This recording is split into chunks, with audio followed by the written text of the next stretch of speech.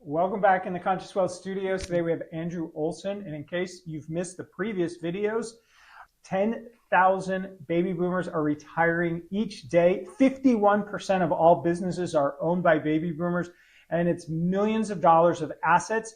And there is by far, in many of those families, the largest asset they own.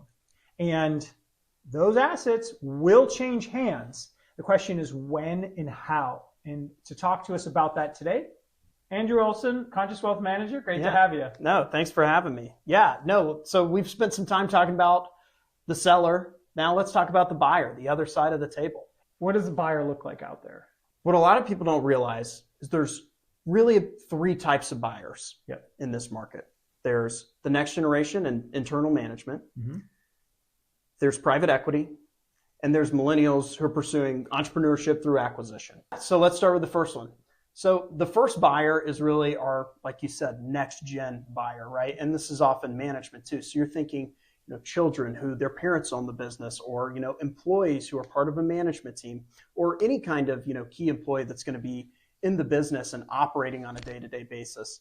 And so this buyer is often going to have one key struggle, and that's going to be liquidity, right? So these are huge transactions. And the average management team may not be able to afford it on their own. So they have to get creative. And there's some really creative ways that we'll talk about in a bit to kind of purchase these. But oftentimes the first buyer in the room is actually someone who's already in the building.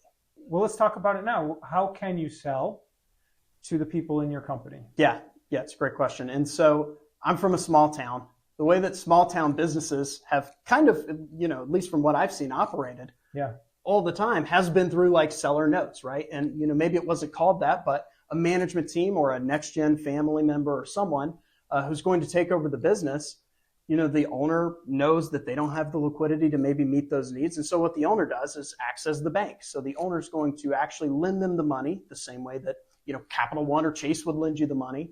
And what they're going to do is kind of be aligned in that transaction, right? Mm-hmm. So they're going to be able to maintain their legacy. They're going to be able to continue coaching management if there's anything that they need in this big transition.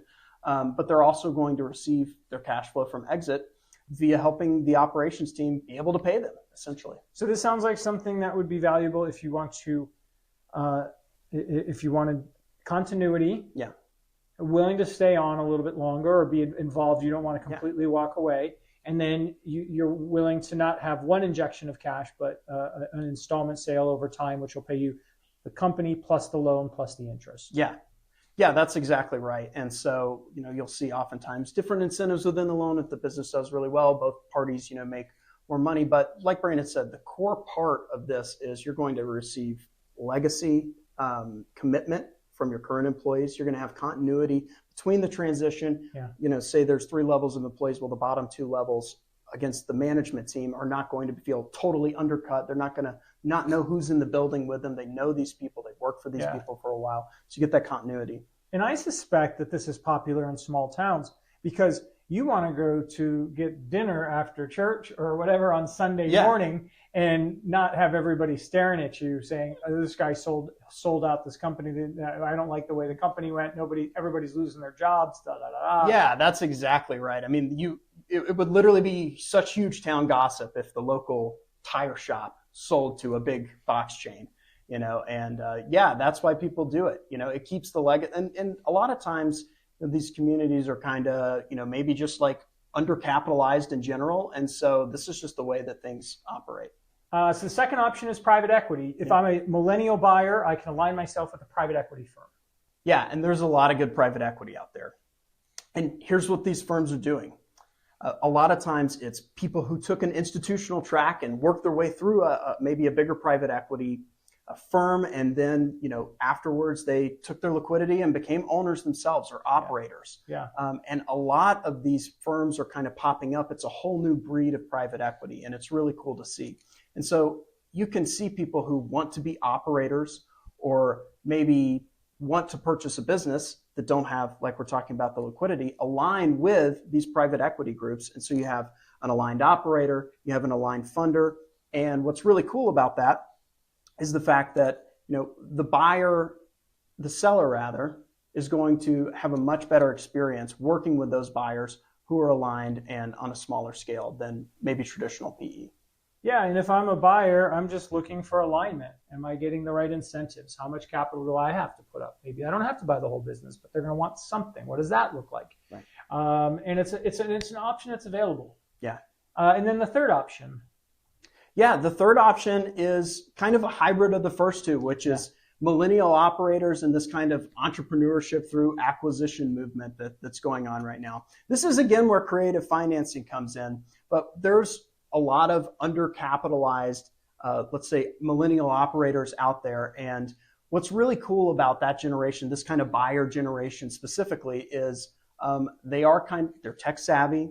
They have a lot of experience, like funding different things. And so what you see happen is kind of there's this financial toolkit. You know, there's SBA lending, there's seller notes like we've talked about, there's going to private equity groups. And so, you know, a combination of these, you know, and it's really cool to see a generation that kind of maybe doesn't have the capital, but knows how to structure things and knows how to fundraise, purchasing businesses. I wish I was a millennial again. Yeah. Yeah. Well, I mean, what's really cool about the entrepreneurship through acquisition movement is it's MBAs.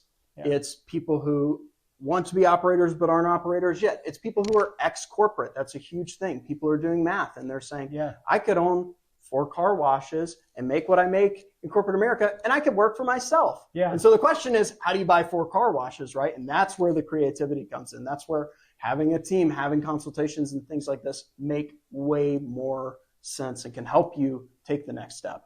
Andrew, so you as an advisor with Conscious Wealth, how can you help the buyer or the seller? What's your role in this? Yeah. So an advisor role is very simple. We just talked about a lot of complex ways to finance different deals, when to go, where. Like, our role is kind of as an orchestrator. Mm-hmm. Like, you tell me the end goal that you're trying to get to. Let's find out where you're starting. And let's thread what's in between. Yeah. That's really the advisor's role. Yeah. So everyone's in a different position. Everyone's in a different, stage of life. And that means they have totally different options. And create clarity on the trade-offs.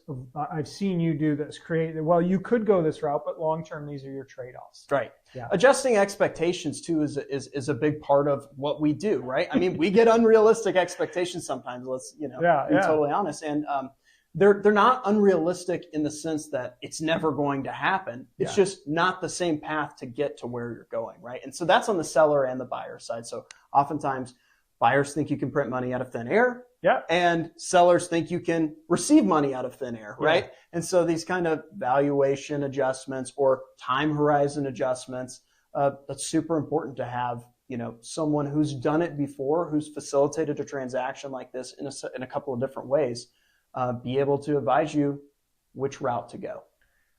It's an exciting time for millennials because that's what we're talking about today. Yeah. What is the encouragement or words of wisdom or anything you would tell them on our way out?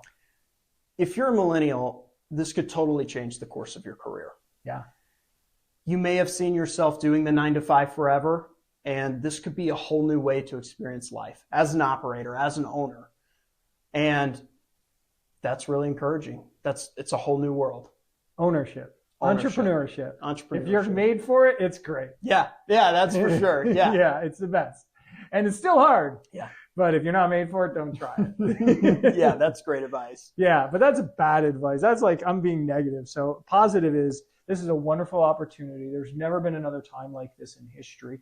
Or I don't want to say that. It's a unique time. This is a really unique time. Yeah. And unlike any time it had been in my history.